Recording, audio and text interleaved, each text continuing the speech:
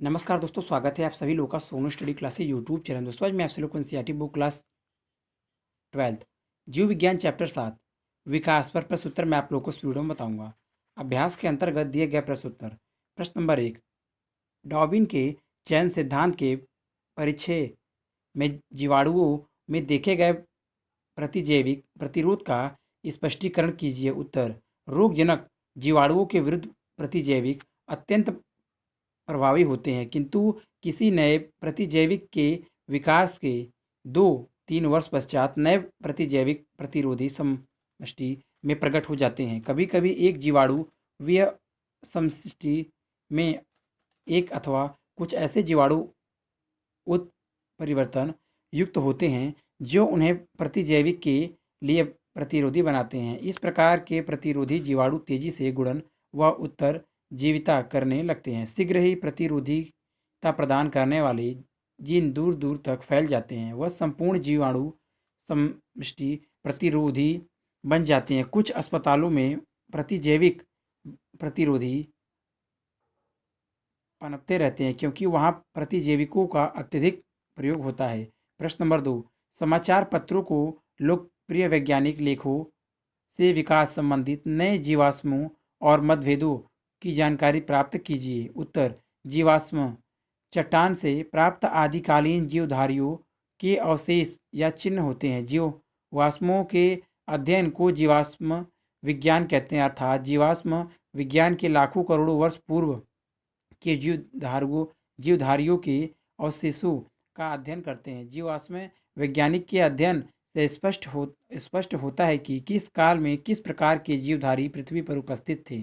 चट्टानों और पृथ्वी की पत्ती में दबे जीवाश्मों को खोदकर निकाला जाता है। इससे इन चिन्हों या अवशेषों के जीवधारी की संरचना की परिकल्पना की जाती है। चट्टानों की आयु ज्ञात करके जीवाश्मों की अनुमानित आयु भी ज्ञात कर ली जाती है। अतः वैज्ञानिक जीवाश्मों को जैव विकास के सशक्त प्रमाण मानते हैं। जीवाश्मों के सबसे परिचित उदाहरण आर्कियोप्टेरिक्स तथा डायनासोर हैं। डायनासोर विशालकाय सरीसृप थे। मीसोजोइक युग में इसका पृथ्वी पर साम्राज्य स्थापित था। इस युग को सरीसृप का स्वर्ण युग कहा जाता है।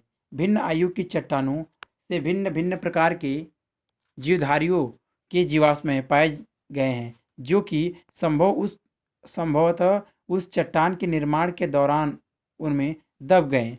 वे विलुप्त जीवों का प्रतिनिधित्व करते हैं। इससे स्पष्ट होता है कि पृथ्वी पर जीव को स्वरूप बदलता रहता है। इथोपिया तथा तंजानिया से कुछ मानव जैसी अस्थियों के जीवाश्म प्राप्त हुए हैं। मानव पूर्वजों के जीवाश्मों से मानव विकास का इतिहास ज्ञात हुआ है। प्रश्न नंबर 3, प्रजाति की स्पष्ट परिभाषा देने का प्रयास कीजिए। उत्तर, प्रजाति आकारिकी रूप से प्रथम व प्रजनन रूप से विलगित व्यष्टियों की एक या ज़्यादा प्राकृतिक समष्टि होती है जो एक दूसरे से अत्यधिक मिलती जुलती है तथा आपस में एक दूसरे के बीच स्वतंत्र रूप से प्रजनन करते हैं। प्रश्न नंबर 4, मानव विकास के विभिन्न घटकों का पता कीजिए। संकेत, मस्तिष्क साइज का कार्य, कंकाली संरचना, भोजन में पसंदगी आदि। उत्तर, लगभग 16 मिलियन वर्ष पूर्व डायोपिथिक्स तथा रामापिथिक्स प्राइमेटर्स विद्यमान थे। इनके शरीर पर भरपूर बाल थे तथा यह गोरिल्ला एवं चिंपैंजी जैसे चलते थे। इनमें डायोपिथिक्स वनमानुष जैसे और रामापिथिक्स मनुष्यों जैसे थे। इथोपिया और तंजानिया में अनेक मानवीय विशेषताओं को प्रदर्शित करते जीवाश्म प्राप्त हुए। इससे यह स्पष्ट होता है कि 3-4 मिलियन वर्ष पूर्व मानव जैसे वानर गण प्राइमेटर्स पूर्वी अफ्रीका में विचरण करते थे। यह लगभग 4 फुट लंबे थे और सीधे खड़े होकर चलते थे। लगभग 2 मिलियन वर्ष पूर्व ऑस्ट्रेलोपिथेसिस अर्थात आदि मानव संभवतः पूर्वी अफ्रीका में घास स्थलों में विचरण करता था। होमो हैबिलिस को प्रथम मानव जैसे प्राणी के रूप में जाना जाता है। होमो इरेक्टस के जीवाश्म लगभग 1.5 मिलियन वर्ष पूर्व के हैं।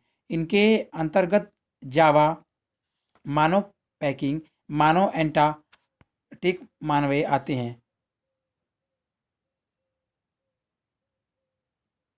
प्लीस्टोसीन युग के अंतिम काल में होमो सेपियन वास्तविक मानव ने होमो इरेक्टस का स्थान ले लिया। इसके अंतर्गत मुख्य रूप से निएंडरथल मानव, क्रो-मैग्नन मानव एवं वर्तमान मानव आते हैं। मानव विकास के विभिन्न घटक। विकास के अंतर्गत उपार्जित निम्नलिखित विशिष्ट घटकों लक्षणों के कारण मानव का विकास हुआ।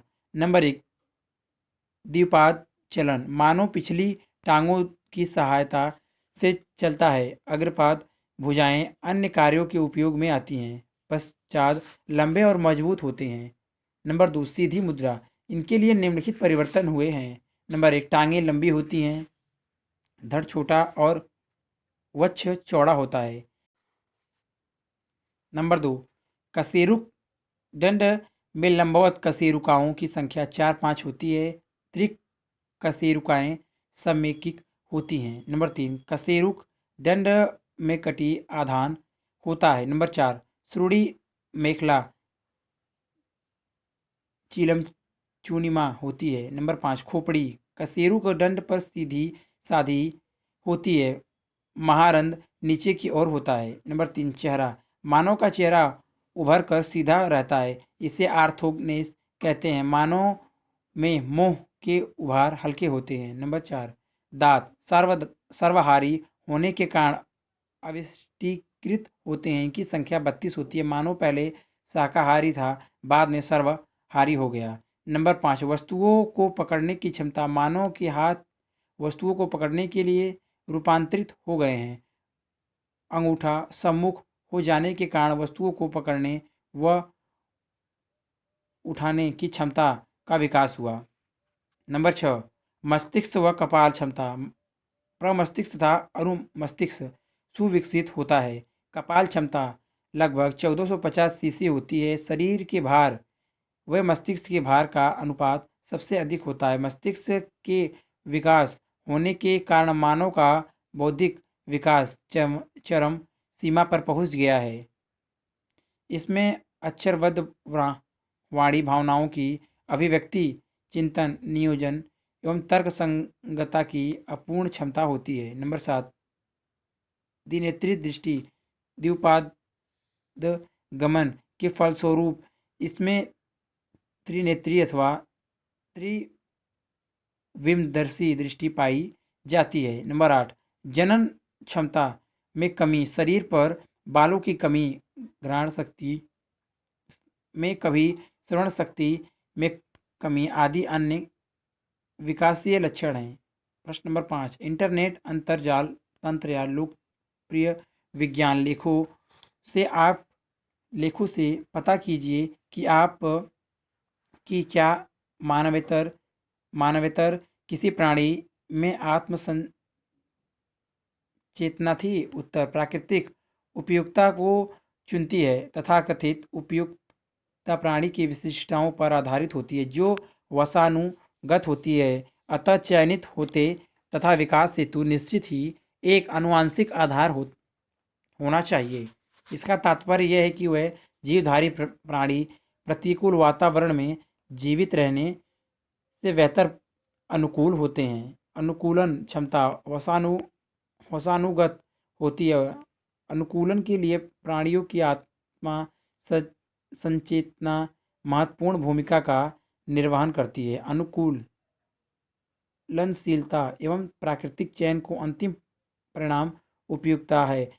जीव वैज्ञानिकों के अनुसार अनेक प्राणियों में मानवेतर आत्मा संचेतना पाई जाती है। प्रश्न नंबर 6, इंटरनेट अंतर्जाल तंत्र संसाधनों का उपयोग करते हुए आज के 10 जानवरों और उनके विलुप्त जोड़ीदारों की सूची बनाएं। दोनों के नाम दें। उत्तर: आधुनिक एवं विलुप्त जोड़ीदार प्राणी। क्रमशः आधुनिक प्राणी, जोड़ीदार, विलुप्त प्राणी। नंबर 1 मेढक सदृश आधुनिक उभयचर। नंबर 2 आधुनिक सरीसृप छिपकली मच्छर आदि। नंबर 3 आधुनिक पक्षी। नंबर 4 होपो होमोसेफियन सेफियन आधुनिक मानव। नंबर 5 घोड़ा। Number 6 kangaroo. नंबर 7 उड़न गिलहरी। नंबर 8 शिशुधानी चूहा। नंबर 9 चींटी खोर। Number 10 lemur. जोड़ीदार विलुप्त प्राणी। नंबर 1 शिलाकेत। नंबर 2 सोमुरिया। Number 3 archaeopteryx. नंबर 4 क्रोमैग्नॉन मानव। Number 5 eohippus. नंबर 6 प्रोटोथीरिया स्तनी। नंबर 7 उड़न फैलेंजर। नंबर 8 चूहा। नंबर 9 नमवेट। नंबर 10 धब्बेदार कसकश। प्रश्न नंबर 7 विविध जंतुओं और पौधों के चित्र बनाएं। उत्तर: स्ट्रक्चर आप देख लीजिए।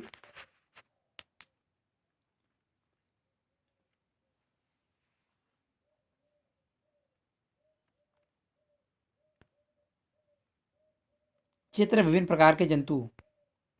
चित्र आप देख लीजिए।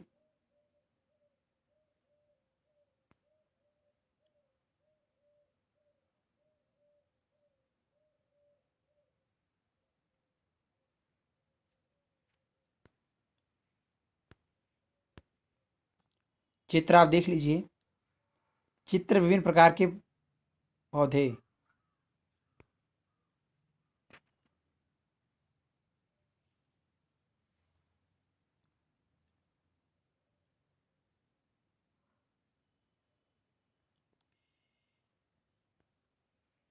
प्रश्न नंबर 8 अनुकूलनी विकिरण के एक उदाहरण का वर्णन कीजिए। उत्तर: अनुकूलनी विकिरण एक विशेष भू भौगोलिक क्षेत्र में विभिन्न प्रजातियों के विकास का प्रक्रम एक बिंदु से प्रारंभ होकर अन्य भू भौगोलिक क्षेत्रों तक प्रसारित होने को अनुकूलनी विकिरण कहते हैं। जैसे ऑस्ट्रेलियाई मार्सफियल शिशुधनी प्राणी विकिरण।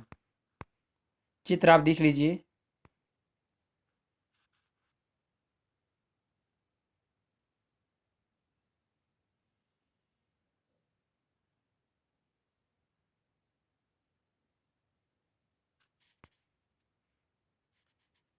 चित्र आप देख लीजिए। चित्र ऑस्ट्रेलिया के मार्सफियल के अनुकूलनी विकिरण। स्ट्रक्चर आप देख लीजिए।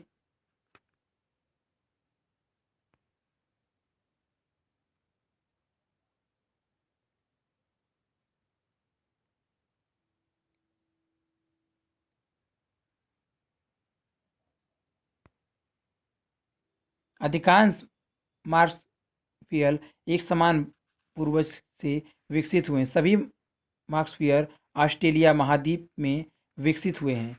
जब एक से अधिक अनुकूली विकिरण एक अलग अलग भौगोलिक क्षेत्र में विभिन्न आवासों में प्रकट होते हैं तो इसे अभिसारी विकास कहते हैं। प्रश्न नंबर 9 क्या हम मानव विकास को अनुकूलनी विकिरण कह सकते हैं? उत्तर: नहीं, मानव विकास को अनुकूलनी विकिरण नहीं कह सकते, क्योंकि होमोसेपियन की जनक प्रजातियां प्रगामी विकास द्वारा एच हैविल्स एच इरेक्ट्स वंशज से विकसित हुए।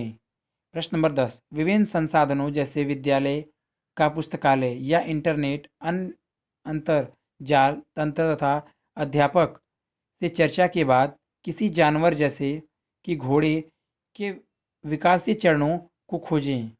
उत्तर: घोड़े का उद्गम लगभग 60 करोड़ वर्ष पहले पूर्वी उत्तरी अमेरिका में इयोसीन युग में हुआ था। इसके विकास की विभिन्न अवस्थाएं निम्नलिखित हैं। नंबर 1 इयोहिपस।